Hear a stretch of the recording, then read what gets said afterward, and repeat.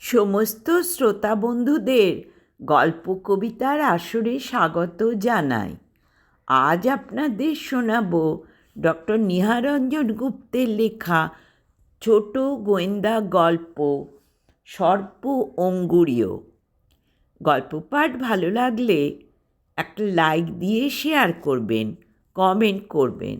আপনাদের কাছে আমার বিনীত অনুরোধ, আপনারা যারা এখনও এই চ্যানেলকে সাবস্ক্রাইব করেননি, দয়া করে সাবস্ক্রাইব করে বেল আইকনটি প্রেস করবেন, যাতে করে যে কোনো গল্প বা উপন্যাস আপলোড হলে আপনাদের কাছে সহজেই পৌঁছে যায়। ডক্টর নিহারঞ্জন গুপ্তের সম্বন্ধে আমি দু এক কথা বলতে চাই। ডক্টর নিহারঞ্জন গুপ্তের জন্ম হয় 6ই জুন 1911 সালে। একজন ভারতীয় বাঙালি লেখক। তিনি ছিলেন জনপ্রিয় রহস্য কাহিনীকার এবং চিকিৎসক। তিনি বিখ্যাত গোয়েন্দা চরিত্র কিরিটি রায় স্রষ্টা হিসেবে উপমহাদেশে স্মরণীয় হয়ে আছেন। কয়েকদিন থেকেই দেখছিলাম কিরিটি একটা জাল দলিলের রহস্য উদ্ঘাটনের ব্যাপারে বিশেষভাবে ব্যস্ত আছে। গতকাল সন্ধ্যা থেকেই আকাশটা মেঘ করে আছে।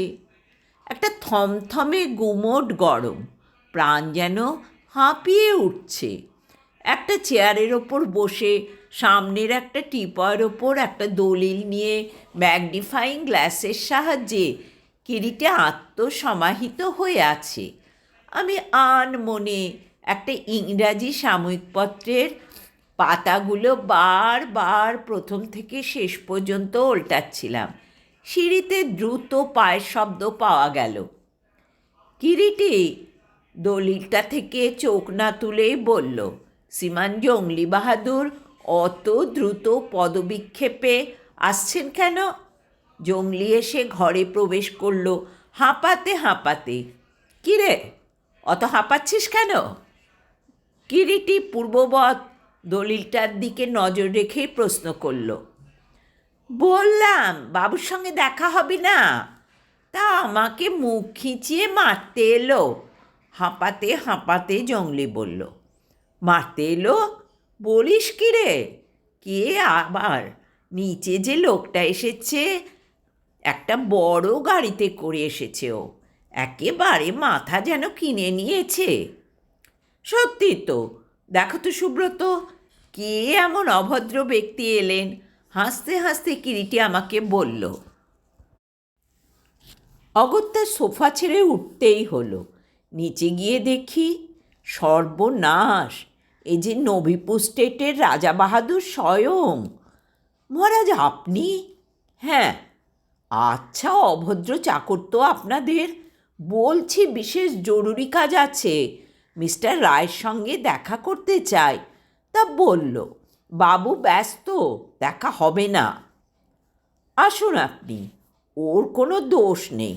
ওর ওপর ওই রকমই আদেশ ছিল। রাজা বাহাদুরকে নিয়ে ওপরে চললাম। ঘরের মধ্যে প্রবেশ করতেই কিরিটি সাদর আহ্বান জানালো। কি সৌভাগ্য!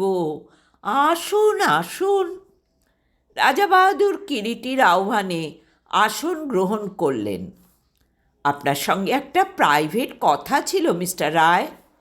কিরিটি কাগজটা সরিয়ে রেখে সহাস্য মুখে বললেন। বলুন, সুব্রত আমার দক্ষিণ হস্ত, আপনি তো জানেন, নির্ভয়ে বলুন। সেবারে আমার উইলের ব্যাপারে বুঝেছি আপনার বুদ্ধিটা বেশ প্রখর, তাই আপনার কাছেই এলাম। আমার সেই ঝানু নাইফটাকে আপনার মনে আছে তো? That ইম্প of A Saturn. ষড়যন্ত্র করে সে আমার বোকা ছেলেটার সঙ্গে তার মেয়েটির বিবাহ দিয়ে আমার সমস্ত সম্পত্তিটা বাগাবার চেষ্টায় ছিল। হ্যাঁ, মনে আছে বই কি? কিরিটি মৃদু হাস্যের সঙ্গে জবাব দিল। এটাও সেই শয়তানের কীর্তি, আই এম শিওর। আমাদের বংশে একটা 5 পুরুষের সম্পত্তি আংটি ছিল, সাপ আংটিটি। সাপের দুটো চোখে দুটো হীরা বসানো। মূল্য তার অবশ্য এমন কিছু হবে না, কিন্তু ওটাই আমাদের ঘরের লক্ষ্মী। এক কাপালিক আমাদের পূর্বপুরুষকে দান করেছিলেন এবং বলেছিলেন, ওই আংটিটি যতকাল আমাদের ঘরে থাকবে আমাদের সৌভাগ্য লক্ষ্মীও ততকাল আমাদের ঘরে অচলা থাকবেন। বুঝতেই পারছেন। হ্যাঁ, বলুন। সেই আংটিটা ওই শয়তান চুরি করেছে। আংটিটা কোথায় ছিল? কোথায় আবার থাকবে? আমার ডান হাতের অনামিকাতেই ছিল। সহসা কিরিটি রাজা বাহাদুরের হাতের দিকে তাকিয়ে বলল, কিন্তু আপনার হাতে যে আংটি দেখছি, এটা একটা ইমিটেশন, নকল আংটি। কাল রাত্রেই প্রথম টের পেলাম। ওকে আমি খুনই করে ফেলতাম, কিন্তু শেষ পর্যন্ত হাঁদা গঙ্গারামটার জন্যই পারিনি। ও ব্যাটা একেবারে বেঁকে বসেছে। ওই মেয়েকে ছাড়া আর কাউকেই বিয়ে করবে না। তা বুঝলেন কি করে যে আংটিটা আসল নয়, নকল? কিরিটির কথায় রাজা বাহাদুর যেন একেবারে ক্ষেপে গেলেন। তিরিক্ষিভাবে বললেন, আসল আংটি আমি চিনি না, আর 24 বছর ধরে সে আংটিটা ব্যবহার করছি। দেখুন না। বলতে বলতে হাতের আঙুল থেকে আংটিটা খুলে কিরিটির সামনে এগিয়ে দিয়ে বললেন, সাপের চোখের পাথর দুটো কি হীরা? ও তো কাঁচ, সামান্য কাঁচ। কিরিটি আংটিটা তুলে নিয়ে দেখতে লাগলো। আমিও আংটিটা ভালো করে দেখবার জন্য ঝুঁকে পড়লাম। আসল কি নকল জানি না, আংটিটা কিন্তু সত্যিই অপূর্ব। দুটো সাপ পরস্পরকে পেঁচিয়ে পেঁচিয়ে উঠেছে। একটি সাপের মাথা আরেকটি সাপের মাথার পাশাপাশি। দুটো সাপের বাইরের দিকের একটা করে চোখে পাথর বসানো। এটা নকল? হ্যাঁ হ্যাঁ, বললাম তো আপনাকে। তাছাড়া দেখুন না, আংটিটা দেখলেই বোঝা যায় একেবারে নতুন। ভেতরের দিকে একটুও ক্ষয় হয়নি। সত্যি রাজা বাহাদুরের কথাই ঠিক। শয়তানটাকে আমি ছাড়িনি, প্রাসাদেই আটকে রেখেছি। আমি স্থির নিশ্চিত ও ছাড়া আংটি আর কেউ নেয়নি, নিতে পারে না। ওর গহ্বর থেকে আংটিটা আপনাকে উদ্ধার করে দিতে হবে। যত টাকা লাগে আপনি চান আমি দেব। কিন্তু না না মিস্টার রায়, আপনি আর কিন্তু করবেন না। আংটিটা আপনাকে উদ্ধার করে দিতেই হবে। ধরুন আপনার অনুমান যদি সত্যিই হয়, নায়েবজি যদি আংটিটা চুরি করে থাকেন, সেটা কি আর তিনি কাছে রেখেছেন? তার বাড়ি ঘর দৌড় সার্চ করলেন না কেন? বাড়ি ঘর চাল চুলো আছে নাকি কিছু ওর? আমার প্রাসাদেই তো থাকে ফ্যামিলি নিয়ে। ও, তা ওকে জিজ্ঞাসা করেছিলেন? করিনি, ভয় পর্যন্ত দেখিয়েছি। বাটা ঝানু কেবলই বলে আমি জানি না। এমনও তো হতে পারে সত্যি সত্যি উনি আংটিটা নেননি। মানে ওই নিশ্চয়ই নিয়েছে। তাছাড়া আর কার এত বড় বুকের পাটা আছে? আপনি আমার সঙ্গে চলুন, আপনার কাছে নিশ্চয়ই ওর জারিজুরি খাটবে না। আংটি বের করে দিতে পথ পাবে না। এখন তো ঠিক সময় করে উঠতে পারছি না রাজা বাহাদুর, কাল সকালের দিকে যাব। কাল সকালে? হ্যাঁ, সত্যি যদি আংটিটা তিনি নিয়ে থাকেন এবং আপনার ওখানেই তিনি থাকেন, তাহলে আংটি ওই প্রাসাদের মধ্যেই, অন্য কোথাও যায়নি। আর আংটি ওর কাছে থাকলে খুঁজে বার করে নিতে এমন কিছুই কষ্ট হবে না। হ্যাঁ, ভালো কথা। আপনি যে আমার কাছে এসেছেন উনি তা জানেন কি? না, ঘুণাক্ষরেও কাউকে জানতে দিইনি সে কথা। বেশ, তবে সেই কথাই রইল। আপনি এখন যান, কাল সকালে আমি যাব। পরের দিন প্রত্যুষেই আমরা নবীপুর স্টেটের দিকে রওনা হলাম। বুঝে উঠতে পারছিলাম না আংটিটা যদি সত্যি সেই ভদ্রলোক চুরি করে থাকেন, তবে সেটা কিরিটি খুঁজে বের করবে কেমন করে? ছোট একটা আংটি খুঁজে বের করা কি সহজ? অত বড় একটা প্রাসাদের মধ্যে এ যে খড়ের গাদায় ছুঁচ খুঁজে বেড়ানোর মতো। কিন্তু কিরিটি যেন একান্ত নির্বিকার, কোনো দুশ্চিন্তা যেন তার ও ব্যাপারে নেই। গাড়ি চালাচ্ছিল হীরা সিং, আমরা দুজনে পশ্চাতের সিটে বসে পাশাপাশি। হঠাৎই আমি প্রশ্ন করলাম, যাচ্ছিস তো আংটি খুঁজে বার করতে, পারবি তো? চেষ্টা করে দেখতে ক্ষতি কি? রাজা বাহাদুর যা বলে গেলেন, যদি আসলে ব্যাপারটা তাই হয়, তবে রামগতি মুখুজ্জের হাত থেকে আংটিটা উদ্ধার করতে খুব বেশি বেগ পেতে হবে না হয়তো। আমার বক্তব্য হচ্ছে, তুই যখন সেখানে যাচ্ছিস তখন নিশ্চয়ই লাইন অফ অ্যাকশন একটা মনে মনে এঁকে নিয়েছিস। না রে না, আসল কথা কি জানিস, ওই বদ্ধ পাগল রাজা বাহাদুরকে আমার বড্ড ভালো লাগে। গতবারের সেই উইল চুরি সংক্রান্ত ব্যাপারের পর থেকেই কেমন যেন ওর ওপর আমার একটা দুর্বলতা জন্মে গিয়েছে। স্রেফ সেই দুর্বলতাই আমাকে আজকে নবীপুর টেনে নিয়ে যাচ্ছে। তাছাড়া আরও একটা কথা আছে, রাজা বাহাদুর যে সর্প অঙ্গুরীয়ের কথা বলেছেন, সেই অঙ্গুরীয়টা কথা বহুদিন পূর্বে আমি একবার আমার এক বন্ধুর মুখে শুনেছিলাম। কীরকম? 4 পুরুষ আগে চৌধুরী বংশের সনাতন চৌধুরী নবাবের দরবারে সামান্য টাকা মাইনে চাকরি করতেন। লোকটা দান ধ্যানে প্রচুর হাত ছিল। একবার এক কাপালিককে নদী স্রোত থেকে সনাতন চৌধুরী বাঁচান।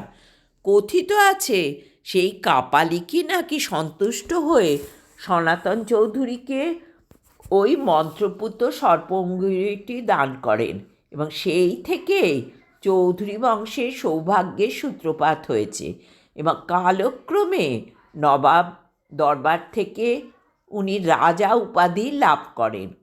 ওই সঙ্গে নবীপুরের জমিদারিও চাকরান হিসেবে লাভ করেন।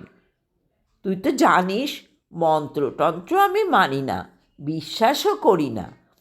শুনেছি নাকি আংটিটা মন্ত্রপুত এবং অদ্ভুত ক্ষমতা আছে আংটিটার।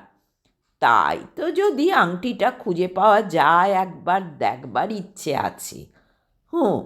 এতক্ষণে কিছুটা বোঝা গেল। নবীপুর স্টেটে যখন এসে আমরা পৌঁছলাম, বেলা তখন অপরাহ্ন প্রায়। সে আমলের তৈরি প্রকাণ্ড প্রাসাদ অতি স্থাপত্য শিল্পের সাক্ষ্য দিচ্ছে। কাছারি বাড়িতেই রাজা বাহাদুর আমাদের জন্য অপেক্ষা করছিলেন। স্বাগত সম্ভাষণ জানালেন তিনি। বাইরে কাছারি ঘরে কর্মচারীরা সব কাজ নিয়ে ব্যস্ত। রাজা বাহাদুর আমাদের সঙ্গে করে নিয়ে একেবারে তাঁর খাস কামরায় উপস্থিত হলেন। 2-4টে কথাবার্তার পর রাজা বাহাদুর হঠাৎ এক সময় বললেন, আমি বলিনি কাল আপনাকে, মিস্টার রায়, ওই শয়তানটাই আমার আংটি চুরি করেছে। ইডিয়েট রুনুটা আজ সকালে সে কথা স্বীকার করেছে। সত্যি? হ্যাঁ, ডাকাচ্ছি সেই গদ্ধবটাকে, আপনি নিজেই জিজ্ঞাসা করে দেখুন না। ভৃত্যকে দিয়ে রাজা বাহাদুর তক্ষুনি তার একমাত্র পুত্র রণেন চৌধুরীকে ডেকে পাঠালেন। রণেন চৌধুরীর বয়স 23-24-এর বেশি হবে না। অত্যন্ত সুশ্রী চেহারা, তবে চোখে মুখে কেমন যেন একটা বোকা বোকা ভাব। দেখলেই অত্যন্ত গোবেচারি টাইপের বলে মনে হয়। বসুন রণেনবাবু। কিরিটির রণেন চৌধুরীকে বসবার জন্য আহ্বান জানালো। রনেনবাবু একটা খালি চেয়ার টেনে নিয়ে বসলেন।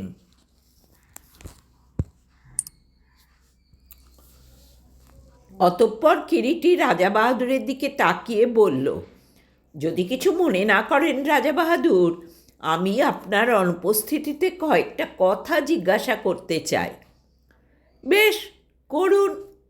বলতে বলতে হঠাৎ ছেলের দিকে তাকিয়ে রাজাবাহাদুর বললেন, নাও লিসন, যদি মিস্টার রায়ের কাছে কোনো কথা গোপন করবি তো একসঙ্গে তোকে এবং তোর ওই ইডিয়েট শ্বশুরকে গুলি করে মারব, পাশাপাশি দাঁড় করিয়ে। মনে থাকে যেন। অতঃপর রাজাবাহাদুর প্রস্থান করলেন। কিরিটি দু চারটে অন্য কথার পর কুমার বাহাদুরকে সোজা একেবারে বলল, আপনি বোধহয় শুনে থাকবেন, আপনাদের বংশের সমস্ত সৌভাগ্যের মূল সর্প অঙ্গুরীয়টি আপনার বাবার আঙুল থেকে কিছুদিন আগে চুরি গেছে। জানি, মৃদু কণ্ঠে জবাব দিলেন কুমার। এও নিশ্চয়ই জানেন, আপনাদের বংশের অনেকখানি প্রেস্টিজও ওই সর্প অঙ্গুরীয়ের সঙ্গে জড়িত হয়ে আছে। জানি। আবার সেই পূর্বের মতো ছোট্ট সংক্ষিপ্ত জবাব। আপনার বাবা মানে রাজা বাহাদুরের ধারণা আপনাদের নায়েব রামগতিবাবুই নাকি। জানি, কিন্তু সে সম্পর্কে আপনার কি ধারণা, সেইটুকুই কেবল আপনার কাছে আমি জানতে চাই। আংটি তিনিই নিয়েছেন, তবে এটা বুঝতে পারছি না কি করে তিনি নিলেন বাবার হাত থেকে আংটিটা। আপনার বাবার শয়নকক্ষে কি ওর যাতায়াত ছিল? হ্যাঁ, তা কখনো কখনো জানবই কি। তবে যে সময় আংটিটা চুরি গেছে বলে বাবার ধারণা, তার মাসখানেক আগে থেকেই তো তিনি তার ডান পাটা ভেঙে শয্যাশায়ী হয়ে আছেন। শয্যাশায়ী হয়ে আছেন? ডান পা ভেঙে? কিরিটি হঠাৎ পাল্টা প্রশ্ন। হ্যাঁ, মাস দেড়েক হবে হঠাৎ একদিন দোতলার সিঁড়ি থেকে নামতে গিয়ে পা স্লিপ করে পায়ের হাড় ভেঙে যায়। সেই থেকেই তিনি পা প্লাস্টার করে শয্যাশায়ী হয়ে আছেন। কোথায় তিনি থাকেন? শুনেছি আপনাদের এই প্রাসাদের মধ্যেই নাকি তিনি। হ্যাঁ, প্রাসাদের উত্তর মহলে তিনি থাকেন। একটা কথা, কুমার বাহাদুর, আপনি জানলেন কি করে যে আংটিটা তিনিই নিয়েছেন? গতকাল সন্ধ্যায় আমি বাবার সন্দেহ সম্পর্কে প্রশ্ন করায় বললেন আংটিটা নাকি তার কাছেই আছে। আমাদের বিবাহের দিন তিনি আমাকে সেটা আবার ফিরিয়ে দেবেন। আর একটা কথা, যদি কিছু মনে না করেন কুমার বাহাদুর, তো জিজ্ঞাসা করি। করুন।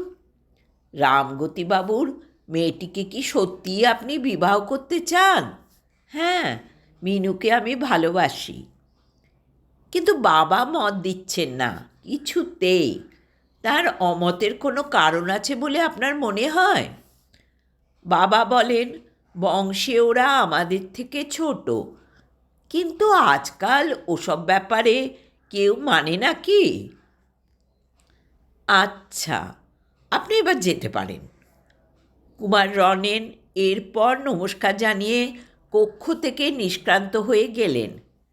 রাজা বাহাদুরের সাহায্যেই পথ চিনে আমরা উত্তর মহলে রামগতিবাবুর কক্ষে প্রবেশ করলাম। ঘরখানি বেশ প্রশস্ত এবং মূল্যবান সাজসজ্জায় সজ্জিত। একটা পালঙ্কের ওপর রামগতিবাবু শুয়েছিলেন এবং তাঁর মাথার ধারে বসে একজন অপরূপ লাবণ্যময়ী একটি কিশোরী তাকে বই পড়ে শোনাচ্ছিল। বুঝলাম, ওই কিশোরী রামগতিবাবুর কন্যা এবং কুমার বাহাদুর ওই কিশোরীকেই বিবাহ করতে চান।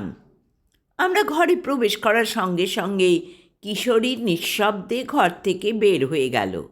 রামগতি কিরিটিকে চিনতে পেরেছিলেন এবং বারেক মাত্র কিরিটির মুখের দিকে তাকিয়ে বললেন, কিরিটি বাবু, আসুন আসুন, কি সৌভাগ্য!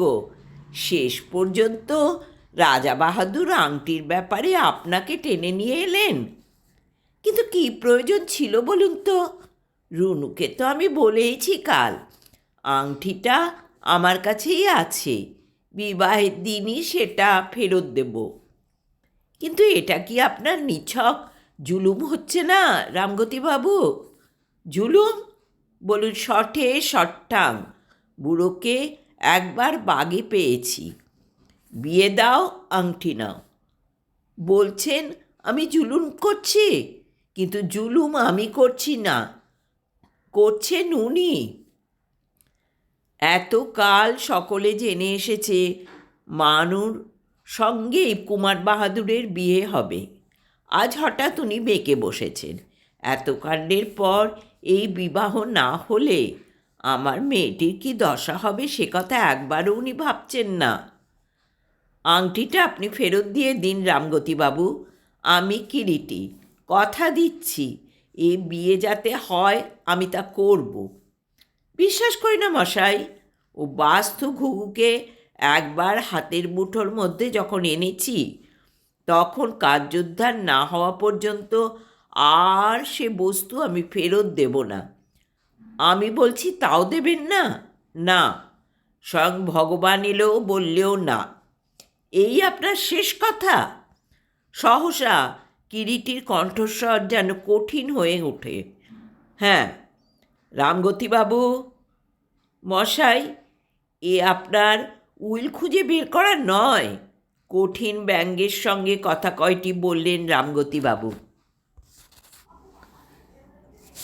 এবং আমারও সংকল্প শুনুন, আংটি না নিয়ে এ ঘর থেকে আমি বের হচ্ছি না। বজ্র কঠোর কণ্ঠে কিরিটি বললে। বটে, বেশ, চেষ্টা করে দেখুন তাহলে। কিরিটি রামগতির কথার আর কোনো প্রত্যুত্তর না দিয়ে সোজা গিয়ে ঘরের একধারে যে খালি চেয়ারটা ছিল সেটার ওপরে উপবেশন করল এবং একান্ত নির্বিকারভাবে পকেট হতে চামড়ার সিগার কেসটা বার করে একটা সিগারে অগ্নিসংযোগে তৎপর হলো। আগা গোড়া সমস্ত ব্যাপারটা কেমন যেন কটু ও তিক্ত মনে হয়। ঘরের আবহাওয়াটাও যেন হঠাৎ কেমন থমথমে ভারী হয়ে উঠেছে। কিরিটি একান্ত নির্বিকারভাবে বসে সিগারটা থেকে ধূমাদ্গিরণ করছে, চক্ষু দুটি মুদ্রিত। আমি যেন কেমন বিহ্বল হয়ে পড়লাম এবং বলতে লজ্জা নেই, বোকার মতোই ফ্যাল ফ্যাল করে ঘরের চতুষ্পার্শ্বে তাকাতে লাগলাম। পূর্বেই বলেছি ঘরটি বেশ সুন্দরভাবে বহু মূল্যবান আসবাবে সুসজ্জিত। দুখানি দামি কাউচ, একটা আয়না বসানো আলমারি, একটা দেরাজ, একটা লোহার সিন্ধুক। ভাবতে লাগলাম নিজের অজান্তে, রামগতি কোথায় সেই মূল্যবান অঙ্গুরীয়টি গোপন করে রাখতে পারে? কোথায় সেটা রাখা সম্ভব? হঠাৎ এমন সময় সেই কিশোরী মেয়েটি এক কাপ দুধ নিয়ে কক্ষমধ্যে এসে প্রবেশ করল এবং বরাবর বাপের শয্যার সামনে এসে ধীর শান্ত কণ্ঠে বলল, বাবা, আপনার দুধ। এখন থাক মা, খিদে নেই। সে কখন খেয়েছেন, এখনও খিদে হয়নি বাবা? না মা, থাক, তুই বরং পানের ডিবেটা দিয়ে যা। কিশোরী দুধের কাপটা সামনের টিপয় নামিয়ে রেখে অদূরে দেরাজের ওপর রক্ষিত পানের ডিবেটা বাপের হাতে এনে তুলে দিল। দেখলাম রামগতির পান খাওয়ার অভ্যাসটা বেশ ভালোই আছে। দাঁত মাড়ি ও ওষ্ঠের অবস্থা দেখলেই বোঝা যায় লোকটা একজন পাক্কা পানখোর। ডিবে থেকে গোটা পাঁচেক পান মুখের মধ্যে ঠেসে দিয়ে বালিশের গায়ে হেলান দিয়ে বেশ আরাম করে উঠে বসে বালিশের তলা থেকে হাতড়িয়ে একটা হাতির দাঁতের চৌকো জর্দার কৌটোই হবে বোধহয় বের করলেন। আয়েসের সঙ্গে পান চিবোতে চিবোতে জর্দার কৌটো থেকে জর্দা খানিকটা বের করে আল গোছে মুখ গহ্বরে নিক্ষেপ করলেন। কিরিটির দিকে তাকালাম। দেখি কিরিটি আর চোখে তীক্ষ্ণ দৃষ্টিতে তাকিয়ে আছে রামগতির দিকে। মিথ্যে কষ্ট করছেন রায়মশাই। হঠাৎ রামগতির কণ্ঠস্বরে চমকে ফিরে তাকালাম ভদ্রলোকের মুখের দিকে। অদ্ভুত একটা ব্যঙ্গ ও কৌতুক মিশ্রিত চাপা হাসির গর্বোচ্ছ্বাস যেন সুস্পষ্ট হয়ে উঠেছে রামগতির।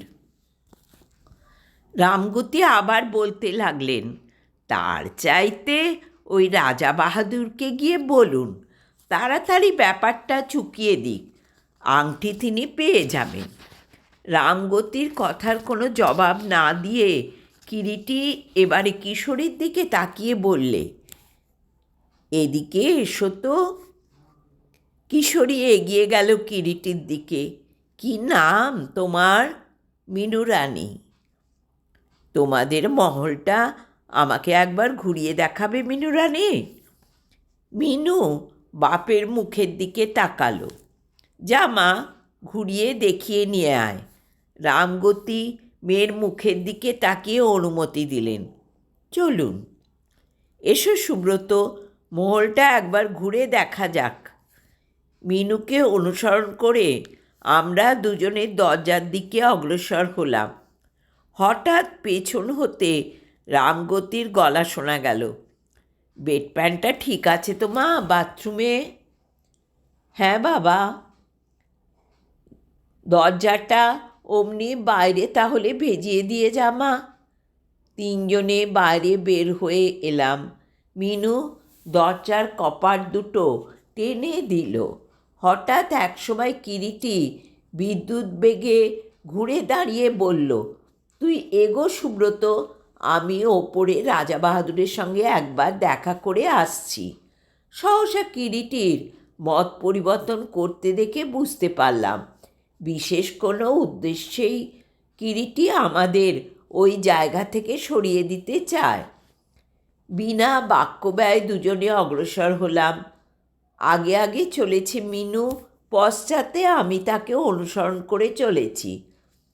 চকিতে পেছন দিকে ফিরে তাকাতেই দেখলাম রামগতির ঘরের ভেজানো দরজার ফাঁকে চোখ দিয়ে কিরিটি কি যেন দেখবার চেষ্টা করছে। মিনিট কুড়ি বাদে যখন ঘরের মধ্যে ফিরে এলাম আমি একা, দেখি ঘরের মধ্যে কিরিটি একেবারে রামগতির শয্যা ঘেঁষে দাঁড়িয়ে তীক্ষ্ণ দৃষ্টিতে রামগতির দিকে তাকিয়ে।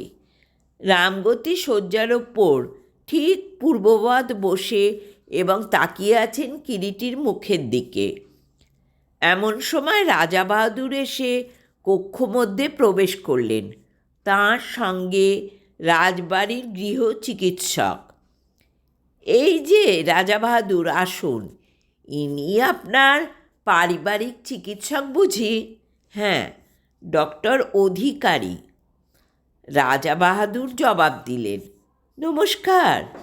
আপনাকে একটু কষ্ট দিলাম ডক্টর অধিকারী, কিরিটি বলল। না না, কষ্ট কি? ডাক্তার প্রত্যুত্তর দেন। আপনি ওর পায়ের প্লাস্টার করেছেন না?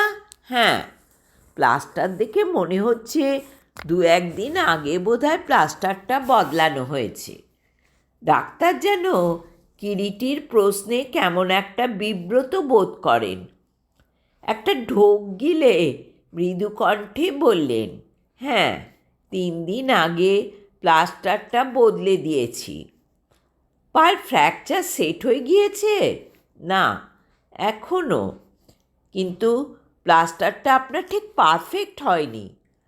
লক্ষ্য করলাম সহসা ডাক্তারের মুখখানা যেন কেমন একটু ফ্যাকাশে হয়ে গেল। আমতা আমতা করে ডাক্তার বললেন, কেন বলুন তো? অত ঢিলে কখনো প্লাস্টার হয়? তাতে করে প্লাস্টারিংয়ের এফেক্ট তো পাওয়া যায় না। কি বলছেন আপনি? ঠিকই বলছি। কয়েক বছর আগে আমার এক বন্ধুর ডান পায়ের একটা হাড় ফ্র্যাকচার হয়েছিল। তাকে 2 মাস হাসপাতালে প্লাস্টার করা অবস্থায় থাকতে হয়েছিল। এ সম্পর্কে আমার কিছু কিছু জ্ঞান আছে। তাছাড়া প্লাস্টারের ডান দিকটা কেমন একটা সুপুরির মতো উঁচু হয়ে আছে। নির্বাক বিস্ময় স্থির হয়ে দাঁড়িয়ে আমরা কিরিটির কথাগুলো শুনছিলাম। কিরিটির শেষ কথায় ডাক্তার যেন একেবারে বোবা হয়ে গিয়েছেন বলে মনে হলো। সহসা কিরিটির কণ্ঠস্বর জাদু মন্ত্রে যেন তীব্র কঠোর হয়ে উঠল। ডাক্তার, এক্ষুনি আমার সামনে রামগতিবাবুর পায়ের প্লাস্টারটা আপনাকে কাটতে হবে। কিরিটির কথায় সহসা ঘরের মধ্যে যেন বজ্রপাত হলো। কয়েকটা মুহূর্ত কঠিন পাথরের মতো স্তব্ধতা। প্লাস্টার কাটতে হবে? হ্যাঁ, কারণ ওই প্লাস্টারের মধ্যেই রাজা বাহাদুরের আংটিটা লুকোনো আছে এবং আপনার সাহায্যেই উনি আংটিটা ওর মধ্যে লুকিয়ে রেখেছেন। রাজা বাহাদুর গর্জন করে উঠলেন, you treacherous fellow, I shall shoot you. Ramdeo, হামারা রাইফেল লাও। সত্যি স্তম্ভিত হয়ে গিয়েছিলাম। ফিরতি পথে কিরিটিকে প্রশ্ন করতেই সে বলল, প্রথমটা আমিও ভাবতে পারিনি যে প্লাস্টারের মধ্যেই আংটিটা আছে। ঘর হতে বের হয়ে আসার সময় হঠাৎ যখন শুনতে পেলাম রামগতি বলছেন বাথরুমে যাবেন, তখনই আমার মনে সন্দেহ জাগলো। পায়ে প্লাস্টার করা অবস্থায় কখনো কোনো পেশেন্ট পায়ে হেঁটে বাথরুমে যেতে পারে না, আর ডাক্তারও তা অ্যালাউ করবে না। তাই তোদের সঙ্গে না গিয়ে দরজার ফাঁক দিয়ে দৃষ্টি দিয়েই দেখলাম রামগতি অনায়াসেই হেঁটে বাথরুমে গেলেন। হঠাৎ আমার মনে পায়ে প্লাস্টারের কথা উদয় হলো। অতি প্রকৃষ্ট স্থান আংটিটা গোপন করে রাখবার। কিন্তু সঙ্গে সঙ্গে এও মনে হলো প্লাস্টারের মধ্যে রাখতে হলে তাকে ডাক্তারের সাহায্য নিতে হবে।